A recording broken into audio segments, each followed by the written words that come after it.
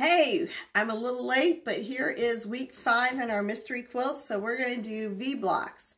And you can use a triangle and a square tool. Any of them on the market will get you the same results.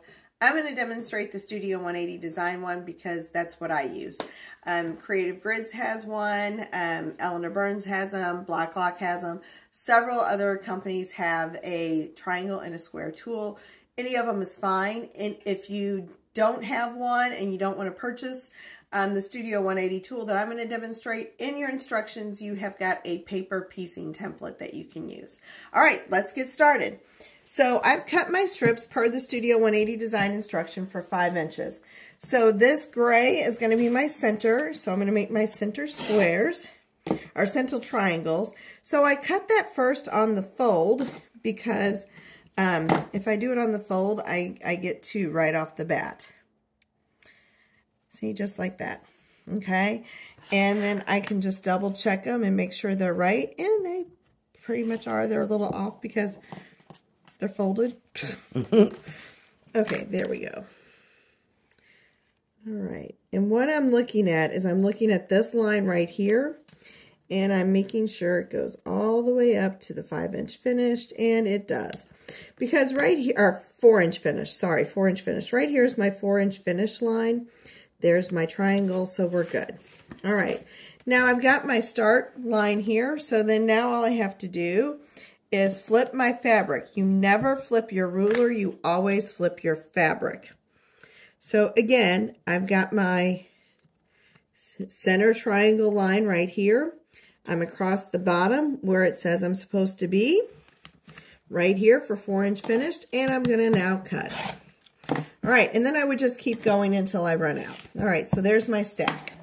And again, we're making 20 this week, so you need to be sure you have enough triangles for 20. All right, so now I'm going to cut my salvage off on here and make sure it's just kind of squared up. There we go. All right, take that. That goes in my waste pile. So I've trimmed that. So what I'm going to look for now on my tool is this thick black line right here. And I'm going to put that where it says cut line for side triangles. Okay, and I'm going to come up right here. It says 5-inch strip. You want 5? Yeah. So it's a 4-inch finish unit, cut 5-inch strip line, and the dark black line. And we're just going to cut. And that's my side triangles.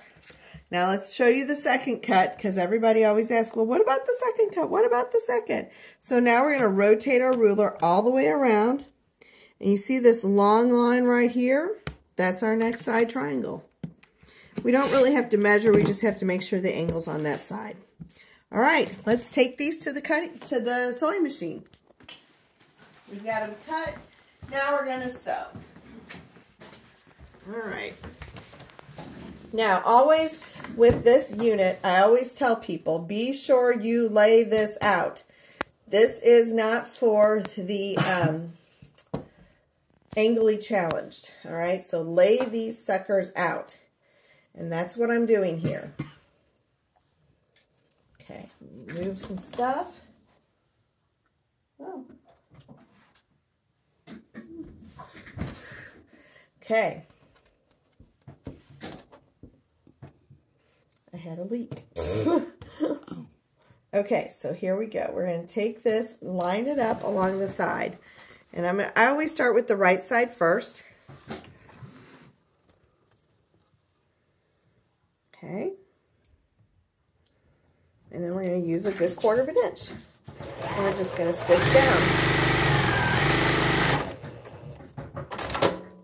Okay. And then we're going to take this, and I always press it toward the dark. No, toward the triangle. It doesn't matter if it's dark or light. It's got to be pressed towards the triangle. The side triangle, that is. I'm going to press this really quick just because it's not laying super flat for me. Leroy, you're not getting a biscuit, honey. Leroy thinks whenever I go to the sewing machine, he always gets a biscuit. All right, so now we've got that pressed. We're going to lay this on here. Okay. And we do the other side. Now I did match the point up here, the top. Stitch. Cut. All right. Now we're going to take this back over to the ironing board, and again, I'm pressing toward these side triangles. And then we're going to trim it down. So let's do that.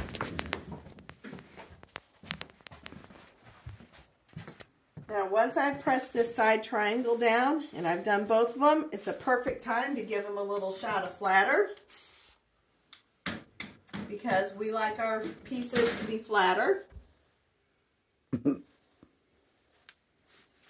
Okay, and now we're going to trim these down.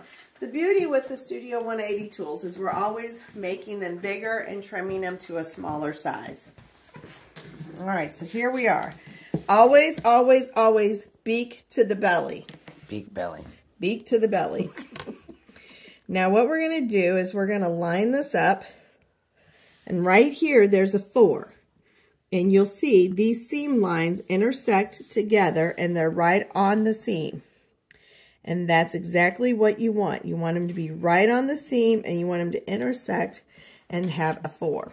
So we're going to trim up and over. Put that in our waist. Rotate it. Now the beak is pointing north and south. But we've got cleanup lines here and here. So now we lay this on here. If our finished size is 4, our cut size is 4.5. So now we've got 4.5 here, 4.5 here. X marks the spot up there. We know it all lines up, and now we trim. Okay, so now you're going to make 20 of these for this week. 20 of these units for this week. This is the Studio 180 method. You can use any method you want as long as the end result is 20 of these. All right, happy quilting.